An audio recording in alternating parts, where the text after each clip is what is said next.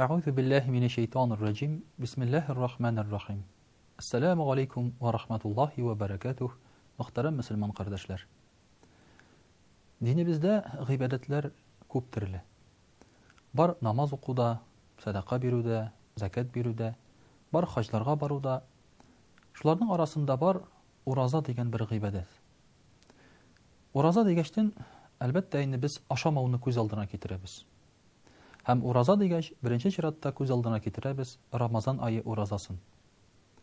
Хәзерге вакытта күп кешеләр менә шушы Рамазан айы уразасын да тота алмыйлар. Ә инде шушы Рамазандан кала башка айларда да ураза тотарга мөмкин дип күз алдына китермиләр дә хәтта. Чыннан да, ураза дигән гыйбадәт ул Рамазан белән генә бәйләнеп калмаган. Аны башка айларда да, шушы башка көннәрдә дә тотарга мөмкин. Һәм аның нияте дә бик гади. Иртә белән торасың да, шушы көнне ураза тотарга ният иттем дип күңелеңнән бер уйлап куйсаң, яки телең белән әйтеп куйсаң, шул җиткән. Тагын канча эшләреңне эшләп, ашауларыңны ашап бетереп куясың, һәм Рамазандагы кебек инде кояш байыганнан соң авыз ачасың.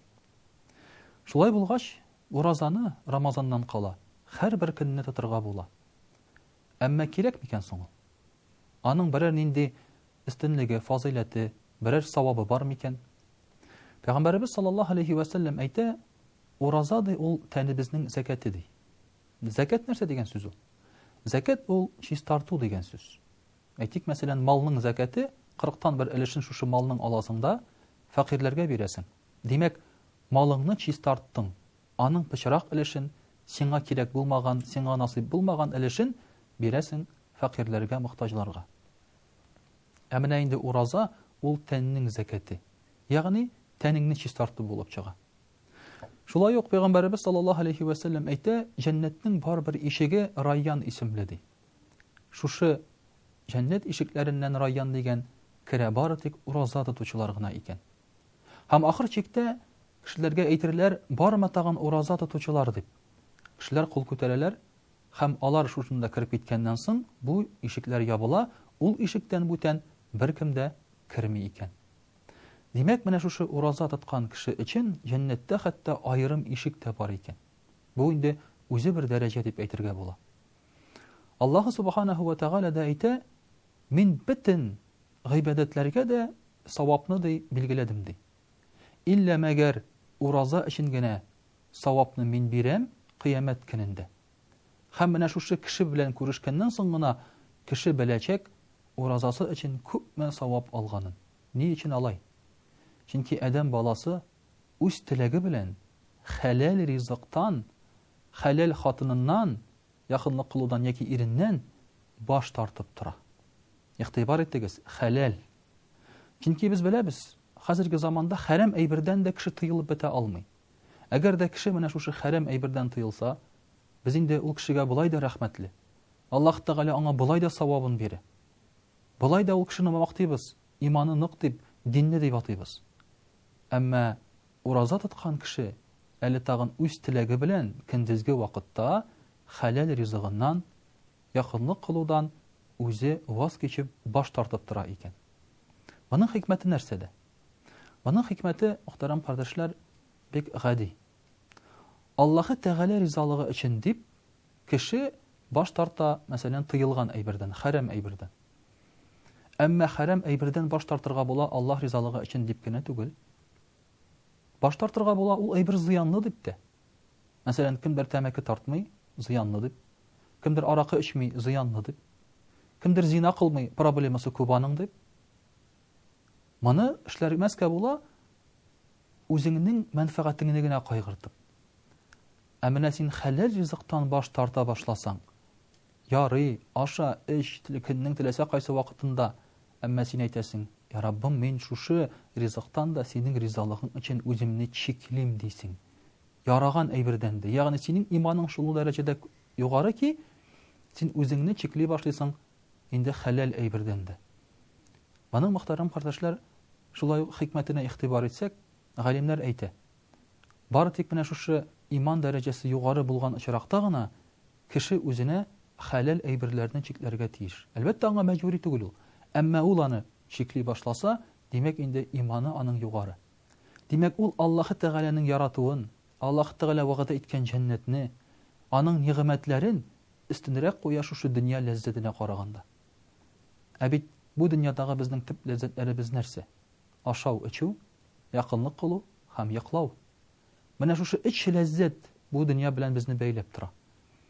Әгәр дә шушылар булмаса, шушы өч ләззәт дөньяда яшәүнең мәгънәсе калмый. Акчаның да мәгънәсе югала, зур йортларның мәгънәсе, хәтта сәламәтлекнең дә мәгънәсе калмый, әгәр дә шушы өч әйбер булмаса. Шуңа күрә бу дөньяда кешенең акчасы күбрәк булган саен, ул тәмлерәк ашый эчә башлый. Ул төрле егетләр, кызлар белән якынлык кыла башлый, акчасы күбрәк булган саен матуррак эзли башлый. Һәм әлбәттә инде ул ял итә, йоклый күбрәк, ниндидер шушы ял итер өчен ятакларын һәм башка шундый бер бүлмәләрен кили башлый. Менә бу дөньяны белән бәйләнүнең безнең бер билгесе булып тора. Ә кеше шуннан баш тарта. Дөнья белән бәйләнештән баш тарта. Һәм әйтә, Аллаһы Тәгалә белән булу, Аллаһы Тәгалә ризалыгы өчен менә шушылардан баш тарту миңа күпкә рәхәтрәк, күпкә ләззәтлерәк. Мин шуннан үземә бер ям табам дип ул әйтеп куя. Мөхтәрәм кардәшләр, менә шуңа күрә дә уразаны тотырга була елның теләсә кайсы көнендә, теләсә кайсы айларда. Һәм әлбәттә бар аның дөресрәк теге күбрәк саваплы айлары да. Мәсәлән, тыелган айлар. Зилкагъда, Зилхиҗҗә, Мөхәррәм, Рәҗәб айлары, Шәгъбан айлары, Шәввәл айы бар, ураза тотырга бик саваплы ай. Һәр айның 3 көне, шулай ук һәр атнаның дүшәмбе, пәнҗешәмбе көннәре, Пәйгамбәрбез саллаллаһу алейхи ва саллям әйтә, дүшәмбе һәм пәнҗешәмбе көнне кешенең гамәлләре Аллаһ Тәгалә каршында күрсәтелә ди. Һәм бу көнне мин уразада булырга телим, ураза хәлендә килсен минем гамәлләрем дип әйтә торган булган. Шулай ук Дауд алейхиссәламның уразасы бар, бер көн тотып, бер көн тотмый торган, көн аралаш торган ураза. Менә шундый саваплы гамәлләр, мөхтәрәм кардәшләр, саваплы уразалар бик күп. Һәм үзебезне ниндидер билгеле бер, мәсәлән, ай белән генә чикләп калмасак иде. Чөнки бит безнең шушы башка көннәрдә, башка айларда да организмны, тәнебезне чистартырга кирәк.